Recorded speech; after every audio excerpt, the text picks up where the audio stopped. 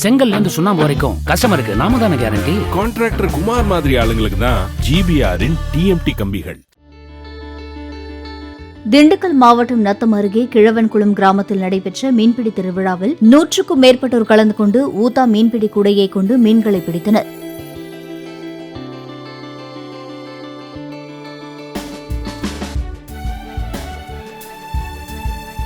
ஆண்டுதோறும் நடைபெறும் இந்த திருவிழாவில் சுற்றுப்புற கிராமங்களைச் சேர்ந்தவர்களுடன் வெளி மாவட்டங்களைச் சேர்ந்தவர்களும் கலந்து கொண்டு ரோகு, பாப்லெட் உள்ளிட்ட பல்வேறு வகையான மீன்களை பிடித்தனர்.